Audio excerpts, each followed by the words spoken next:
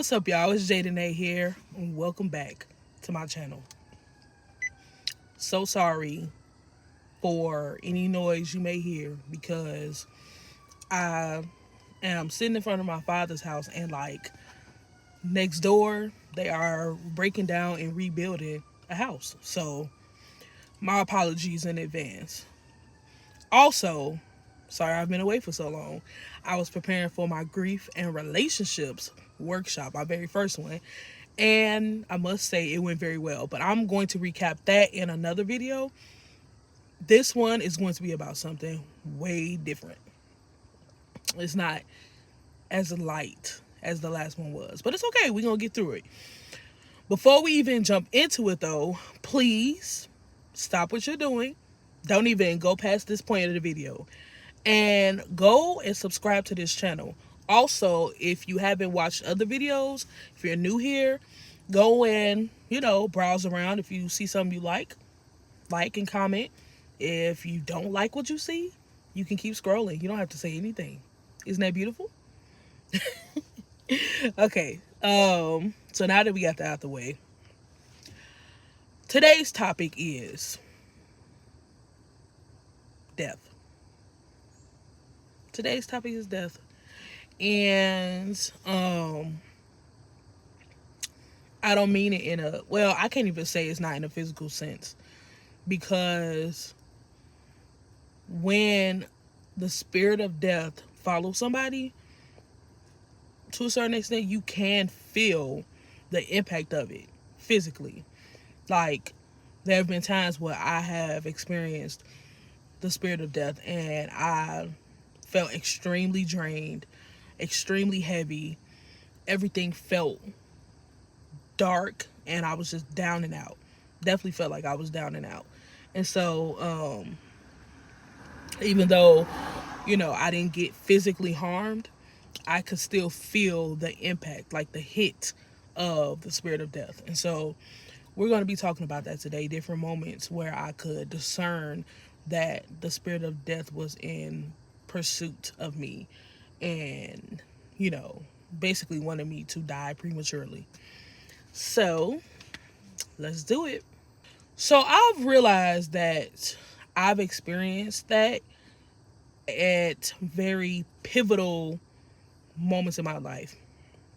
I can only pinpoint 3 different instances where I was like, oh, that's what this is. The first time I didn't know, but now that I look back and reflect, I can tell that those different moments were definitely times where the spirit of death was in pursuit of me. I have gone through several transitions in my life, and none of them have been enjoyable. None of the actual processes have been enjoyable. Everything has always been rough. Everything had to be harsh. So transitioning from childhood into being a teenager, like that transition was difficult. Transitioning from high school into college was difficult. Transitioning from college to grad school, like that process of applying and waiting and just trying to be as still as possible because I knew how much God had his hand on that process. That whole thing was absolutely ridiculous. Like, I went through it. I really did. And I was just over it. And in your process, like you get excited about where you're transitioning to. Like, oh man, I can't wait because I know this is what is about to happen. This is exactly where I'm headed. But that journey is like, sometimes stuff can happen that'll make you not even want to get to that promise. Like, there have been times where I was just like, I don't even want to experience what God has for me because this process is hard. Like, is it going to be worth it? Have you ever felt like that? Like, I'm going through all of this, but is that end point going to be worth it? Like, am I doing this for a reason? Is it a reason that is enough for me to continue to endure this? So I've been in that position plenty of times, which happens when you're in God's will. So But like I said before, the first time I experienced the spirit of death pursuing me was when I was about 10 years old. At that point of my life, I was in 5th grade, which is probably one of the more difficult times of my life because I had a teacher who wasn't very nice. Like, she wasn't very empathetic. She was a teacher who would pretty much kind of entertain kids bullying one another. And so I was bullied a lot in that grade, and I was at odds. Like, part of me wanted to be seen and like demonstrate what I felt were great qualities, me being smart, me being a singer, me being bold, me being creative. But the other side of me didn't want to be seen. I didn't want people to know certain things about me because I didn't want to be put on display, because I always anticipated that there would be some kind of criticism or backlash or somebody saying something about me, and I just couldn't take it. You know what I mean? I couldn't take it. And with what I had going on at home, just not really feeling loved by my family members. I knew that my parents loved me, but the household I spent a lot of time in, which was in my grandma's house, just because she stayed so close to my elementary school, I didn't really feel loved. I was provided for, but I did not feel loved. And so, I was just, it's like month by month, I felt like I was being pushed into a dark place. I spent a lot of time by myself, just, even if I was amongst people, like emotionally, I isolated myself because I needed to try to understand what feelings I had. And I didn't even know that then I was processing through things, but yeah, I was processing through a lot, and I was trying to counsel myself out of the feelings I had. Like, I definitely felt, I didn't know anything about depression at that point, but I did not want to be sad. I did not want to be by myself, like, just swimming in misery. Like, I didn't want that. I wanted to have fun with the other kids. I wanted to have a normal life. I used to always say I wish I could just be normal. Like, I wanted to not care about what people thought about me. I wanted to have better interactions with my uncles and with my cousins. I just wanted normalcy, right? And so I would sometimes imagine a different life. Like, sometimes fantasize about having a life where I knew for sure that the people around me loved me. I imagined being embraced more and being affirmed more and being just, I don't know, just experiencing more affection. Like, I just wanted that so badly that I thought about it a lot. However, the fantasizing would at times be a little dark. There were times where I would imagine myself dead. Like, I imagine being in a casket at my funeral and seeing my loved ones crying over me and watching them mourn my death even after the funeral, and seeing them like miss me.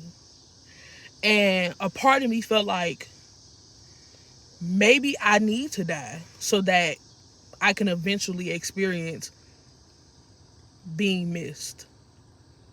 Dark, right? It's very dark, very sad, very, very odd for a 10-year-old to have that kind of logic. That, and even thinking that I would know if people miss me when I'm when I'm dead. You know what I'm saying? But I really thought that I needed to leave this earth in order to finally experience the kind of love and affection and whatever from my loved ones. So I remember one day I had just probably got hollered at for something. And I was super tired. I do remember feeling like just drained from my whole day. And it was more so emotionally. Like, I just felt like, man, like, why does this have to be my life? And I went into the bathroom and found some pills. I don't know what kind of pills they were, to be honest. I have no idea what kind of pills they were. But something in me knew that in order to die, I would have to take a large amount of something. I don't even remember if I had been watching like shows or movies where suicide was shown, but I, in a moment, I had that knowledge that if I take this large amount of pills, eventually I'll die in my sleep. And so I ended up taking a whole bunch of pills, like maybe, oh no, it wasn't pills. It was a whole bunch of like liquid medicine, but I don't know what kind of medicine it was. But I knew that I took a whole bunch of it because I felt like if I finish this whole bottle of medicine, I'll die. That was my logic. And so I took it all, and like 5 minutes later, I felt extremely sick. And then I believe I fell into a deep sleep, like wherever I was. I might have been like in the dining room on the floor or something, but I fell into a deep sleep. And I thought, boom, I did what I needed to do. But then I woke up like 2 hours later. Like, dang, well, guess I ain't going nowhere, you know? I never tried again, but that moment showed me that there was something darker operating behind the scenes. Because there was no way that me, a 10-year-old, doing well in school as far as my grades and just like going about my day. Every day is pretty much the same. It's probably the summertime or spring break or something like that because we was doing some cleaning, I believe. But there's no way I could, out of nowhere, come to the conclusion that today I am going to kill myself because of A, B, C, and D. And this is how I'm going to do it. Like, I had never thought about doing so leading up to that day. I don't remember having moments of thinking about, like, strategizing how I would take my life. It's just that in that moment, after having whatever experience I had early in the day that caused me any distress, I chose to find medicine, take a lot of it, because I knew that this would end my life in this moment, and that's it. So I knew that something darker was happening behind the scenes. I knew it. But I didn't have the verbiage for that. I didn't have true understanding of like spiritual things, spiritual warfare, demons, any of that. So I just went about my day after that. I never told anybody about it. I just went about my day. I probably just went back to doing what my grandma wanted me to do, or what my uncles wanted me to do, or whoever was, in charge that day. I just did what I was told and acted like it never happened. Crazy, right? So fast forward, I go through elementary school, go through high school, make it to college. College has its ups and downs, especially for the first year and part of the second year. But things started to even out a bit. Like, I started to figure out who I was. Like, at first I was interested in joining all these different organizations until I became more clear about my identity. And then I was like, I didn't really need any crutch. And so I started to feel really good about myself and about where I was. I felt bold. I felt courageous. I felt independent. And my independence was like consistent. Like, and obviously it was because of God, because of the work I was doing with God. But overall, it was just like an amazing time. until my junior year. So my junior year rolls around, right? And I'm a little fresh into my salvation, and I'm learning about my call, learning about my identity, learning about my purpose. And then I began to learn about deliverance and healing. I learned that the more you submit, the more God starts to deal with certain aspects of your identity and your past, your soul. So I'm like, oh, I want to go deeper. I want to be whole. And so I'm going to pray that God starts my deliverance journey. So in May of 2017, I'm transitioning out of my spring semester of junior year into, senior year, my last year. And so I'm getting ready for summer break. Getting ready for my break. I pray that God would start my healing journey, my deliverance journey. I mean, the prayer is intentional, fervent. I'm going for broke in my dorm room. Okay. It seemed like literally the day after I prayed that prayer, baby, all hell broke loose. And I mean that in every way I could possibly mean it. All hell broke loose. I'm talking about everything that could have possibly traumatized me as a child and growing up. All that came to the surface. Everything started to come to mind. I was like, what? Why am I thinking about this? I thought because I moved on from certain things that I was totally healed, that I was totally delivered. But no. All of those things came to the forefront because I hadn't dealt with those things. I suppressed my emotions, the emotions connected to experience what I experienced, especially the sexual abuse. And so all of that started to bubble over, and I was a mess. I tried my darndest. When I was moving back to my hometown for the summer, I tried my darndest to act like I was okay. I tried to be as normal as possible. I'm like, we have moved into a new place. I'm ready to kick it with my family. I'm going to try to get me a job or an internship. I'm going to focus on just bettering myself and maintaining my weight loss for the whole summer. No distractions. But you know what happened? Actually, I was heavy the entire summer. I was like bound by heaviness.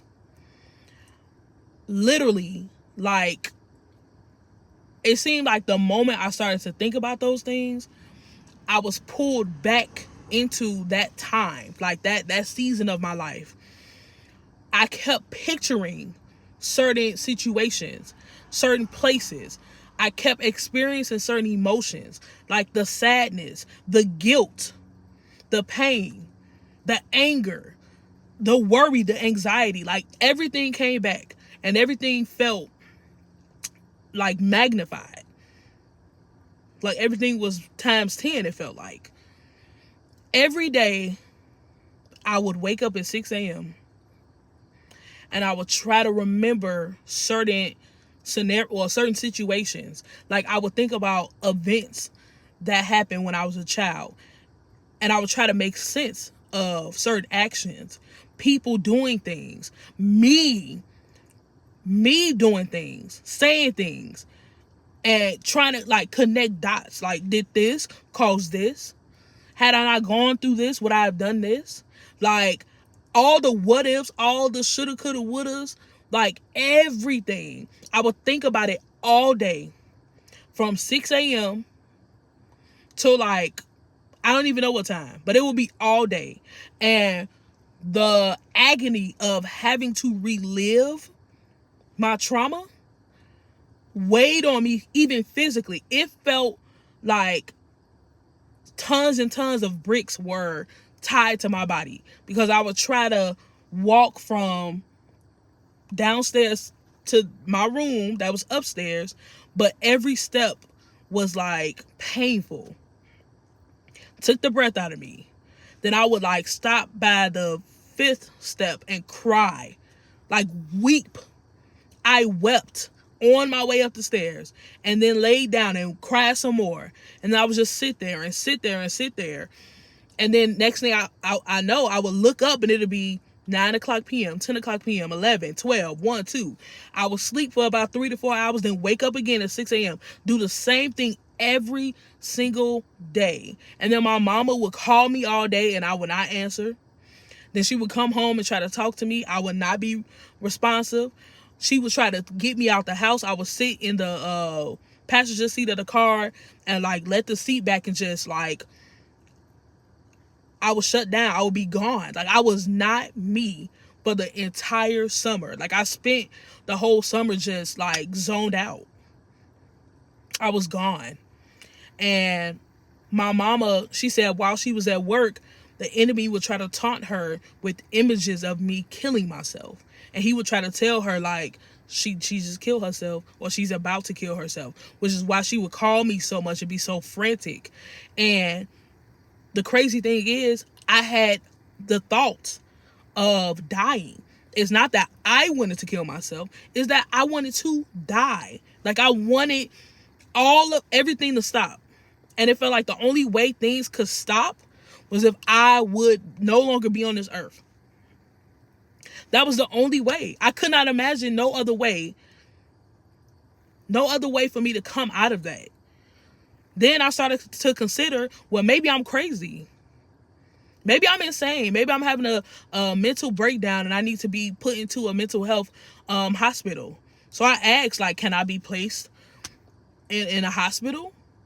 And of course, everybody like, you don't need that. Why would you need that? You know, just kind of questioning that request, which I understand, but I really did feel like I was absolutely losing my mind.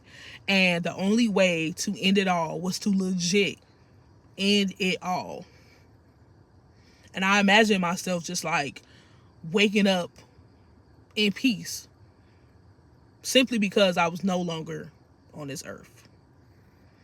So, yeah, I was struggling through that, struggling to navigate through that because it was lonely. You know, it was lonely, and I was back in a place where I was trying to counsel myself, trying to reason my way out of my emotions, out of my feelings, but it was unsuccessful.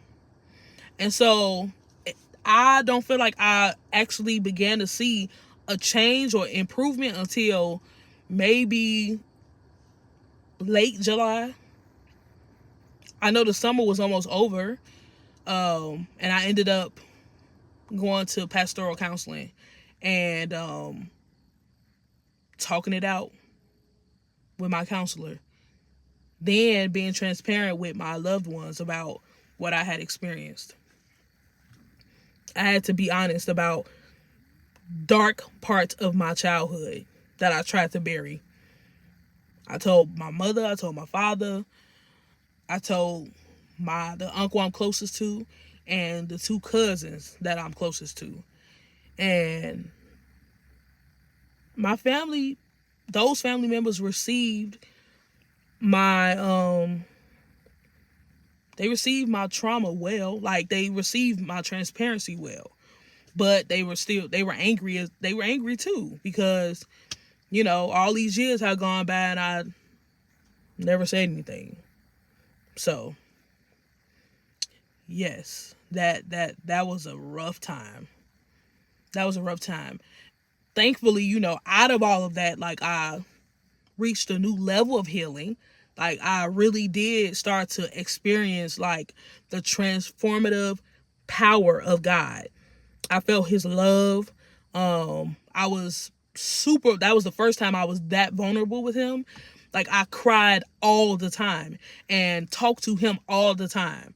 I saw every service at church as an opportunity to lay something else down on the altar. I went to shut-ins, I went to different healing services, I went to everything I could go to experience that kind of atmosphere, because those places felt the safest to me.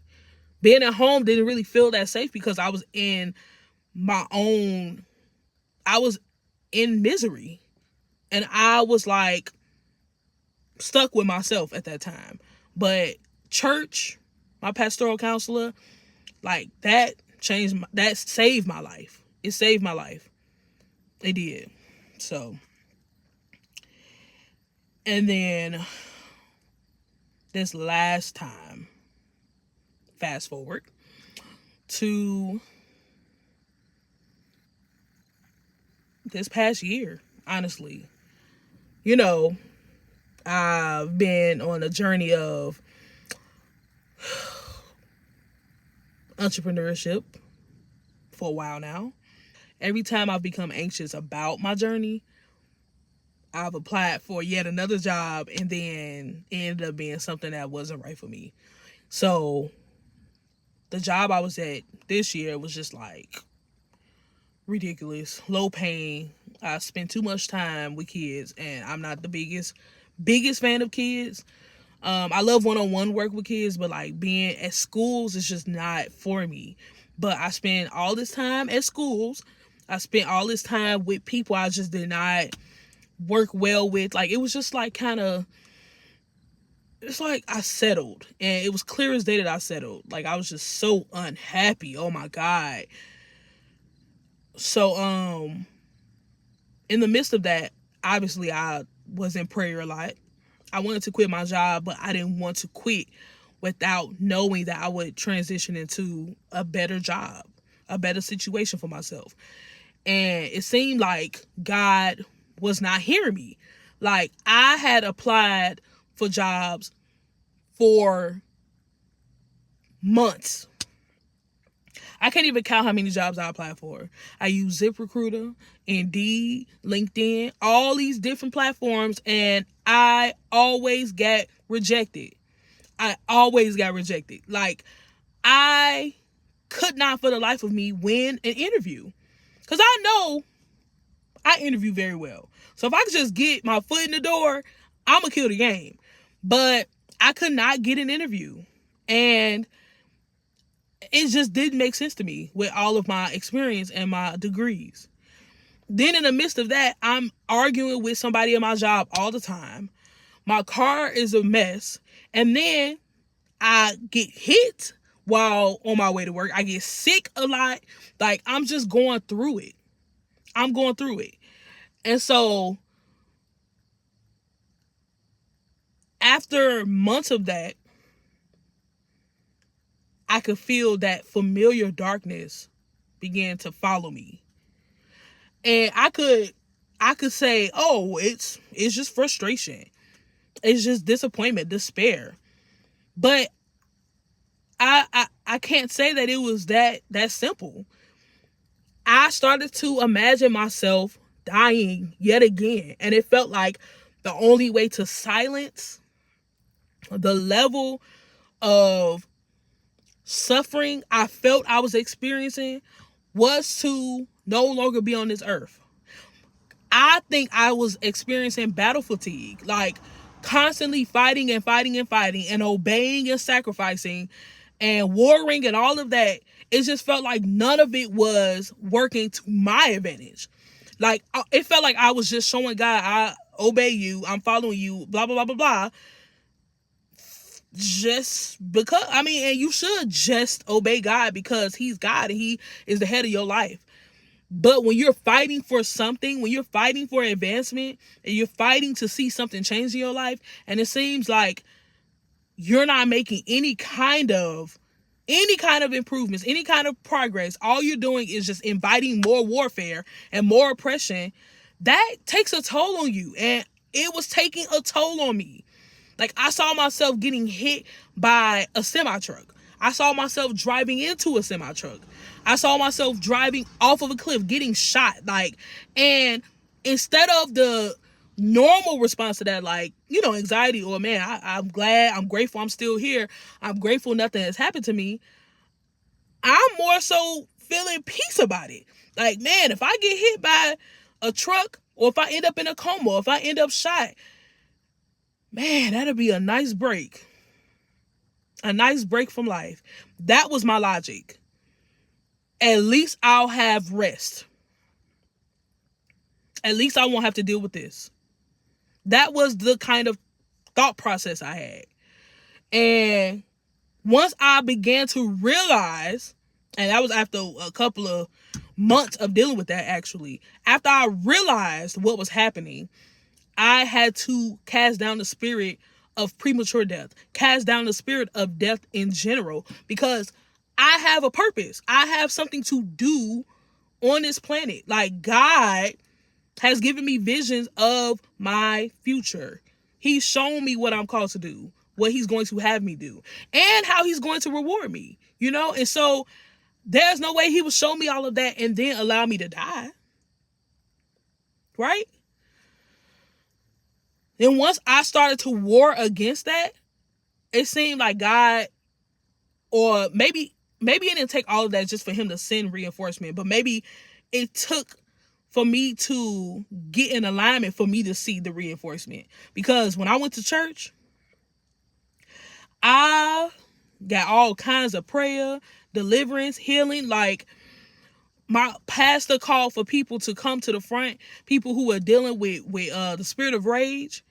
I went up to the front and 2 women came and prayed for me. And they started to transition into praying about dealing with regret, dealing with frustration, anxiety, thinking that you made the wrong mistakes and you're being punished. Like, they were coming for everything I had dealt with for the past couple of months. For those, I think it was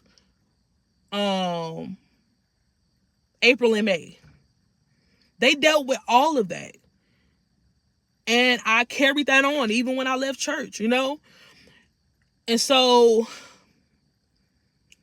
why am I sharing this? I'm sharing this because I really do believe that the spirit of death, and I believe that every person who is a Christ following believer, you all can attest to experiencing spiritual warfare. The spirit of death is one way warfare begins, in my opinion. And the intention behind it is to make you feel like you're dying. To inflict so much on you, or to cause you to perceive your warfare as God not being present. To the point where you would rather die. You would rather no longer be on the planet. You would rather give up on everything than to draw closer to God. I thought I was in a relationship with him until, and I just saw somebody talk about this. I thought I was in a relationship with him until I invited him into my suffering. And it seemed like my perspective started to shift. And different things started to happen around me to help pull me through this journey. Because had it not been for that, had it not been for the shift, had it not been for me deciding to deepen my partnership with God, I feel like I would be dead. Because death has pursued me enough for me to consider death being the better option. So I feel like I would be dead and gone right now had I not drawn closer to God. So if you are someone who is experiencing spiritual warfare, I admonish you to invite God into your suffering. Invite Christ into your suffering. Because the longer you try to fight it on your own or not fight at all, it's almost like you are creating a distance between you and the only one who can save you. You're building a wall between you and God. And you're telling him, I got this over here and you can stay over there. Even if deep down inside you're hurting and you're struggling and you're like subconsciously wanting God's help, what you're demonstrating is something different. And so it's important to be able to be transparent or vulnerable enough with God to say, I actually can't do this on my own. I need you to come over here and help me get through this. Because in the suffering, much is produced. Perseverance is produced. Maturity is produced. Your faith is built in the suffering. Your character is purified. You're sharpened. So a lot is happening in the midst of that. And so it's almost like you don't really want to miss what you could gain through your suffering. And so you should invite God into it so that he can help you through it, help you fight through it, help you gain what you're meant to gain, and then conquer it. And then out of that, a warrior is born. You get the victory. You get everything that is meant to come to you. You become a better person, in my opinion. And then you experience glory. Because after you have suffered a little while, y'all know that scripture? The God of grace will himself restore you, strengthen you, establish you. He'll put you back together. You will get the victory. And God will receive the glory. So, remember, this life with Christ, it includes suffering. So you can't run from it. But it doesn't have to destroy you. It doesn't have to kill you. So invite God into your suffering. Don't allow it to kill you. Don't allow the spirit of death to consume you. And because Jesus himself overcame it, you can too. So, yeah. Sorry I had to get a little dark today. But I had to share that aspect of transition. Sorry, y'all. But I love y'all so much. I'm praying for y'all. If you have a prayer request at all, please feel free to put it in the comments. And I will make sure I pray for you. I mean that. Because I love y'all and I appreciate y'all. And I want everybody to be healed and free. So please do that for me. I hope y'all have an amazing day, an amazing rest of the week. Bye.